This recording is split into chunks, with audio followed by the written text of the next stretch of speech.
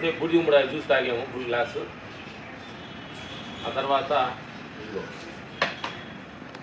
బొప్పాయి మనం మసీలో చూపించాం కదా. నెక్స్ట్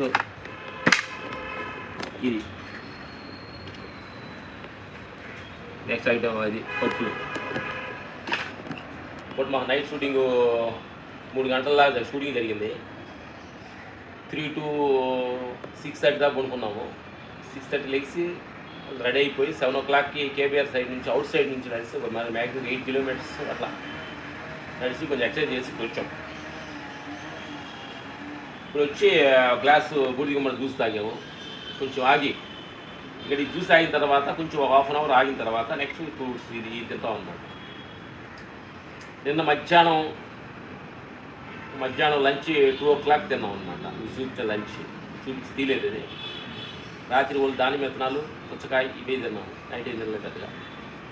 ఈ పూట కూడా ఇదే మ్యాక్సిమం మనం ఒక రైస్ పూట కానీ మనం కరెక్ట్గా రైసు మనం కొంచెం మిల్లెట్ ఇలాంటివి మంచి వైట్ రైస్ లేకుండా కానీ స్ట్రాంగ్ ఫుడ్ కానీ తినగలిగితే అది నీకు 24 hours ఆ స్టామినా ఉంటుందన్నమాట.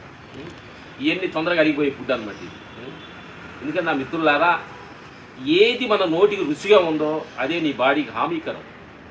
మిత్రులారా, ఎల్లంకి పులుసు, లడ్డు, స్వీట్లు, జాంగ్రీలు, హల్వాలు ఇవన్నీ చేస్తానికి చూస్తానికి స్వీట్గా ఆనందంగా ఉంటాయి నా మిత్రులారా.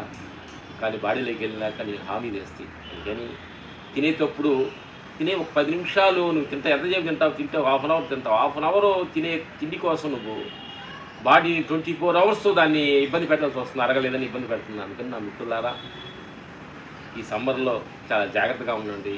ఎందుకంటే ఎక్కువగా హీటు చాలామంది ఈ సమ్మర్ హీటు దెబ్బతింటారు కాబట్టి కూల్ రకమైన ఫుడ్ పొద్దున్న రాగి జావా మధ్య కలుపుకొని 2 గ్లాసులు లాగా చల్లగా ఉంటుంది. ఇలాంటి హీట్లో పొద్దున్న oil dosa, oil puri, oil వడలు ఇలాంటివన్నీ ఆయిల్ ఫుడ్ కానీ ఎక్కువ తిన్నారనుకోండి, ఎక్కువ దాహంగా నీళ్లు తాగుతారు, లోపల అనీజీగా ఉంటుంది, ఆయాసంగా ఉంటుంది. అందుకని ఈ ఎండల సమ్మర్లో మట్టుకి ఏప్రిల్ మే మట్టుకి చాలా కేర్ఫుల్ అయిన ఫుడ్ తీసుకున్నాం మిత్రులారా. ఎందుకంటే చాలా జాగ్రత్తగా ఉండాలి. ఇలాంటి టైంలో కానీ ఈ టైంలో మసాలా, మధ్యాహ్నం బిర్యానీలు, ఆ తర్వాత మళ్ళీ బిర్యానీలు తిన్న తర్వాత ఇంకా కాంపిటీషను, కోకులని, థమ్సప్లని ఈదాగి ఎలా ఏంటంటే రొటీన్ అంటే అన్నీ రాంగ్ డైరెక్షన్ వెళ్ళిపోవటం అనమాట. ఈ సమ్మర్లో మటు చాలా జాగ్రత్తగా ఉండండి. డైట్ చాలా కంట్రోల్గా ఉండండి. ఎందుకంటే సమ్మర్లో చాలా ఇలాంటి రుగ్మతులు చాలా బయటేస్తాయి సమ్మర్లోనే. ఎందుకంటే అన్నీ బయటకు వస్తాయి అన్నమాట. జాగ్రత్తగా ఉండండి, మంచి ఫుడ్ తీసుకోండి. చివరికి మిగిలేది ఏంటంటే మనిషికి నువ్వు కొనుక్కునే సాప కానీ మంచం కానీ లాస్ట్లో మిగిలేది నీలో ఉన్న దేహం రుగ్మతులే మిగిలేది, ఇంకేం ఉండదు. అందుకని ఇది ఫుడ్ బయటకు అయిపోయింది. నెక్స్ట్ సత్యాన్ని గురించి మాట్లాడదాం. Okay, thank you.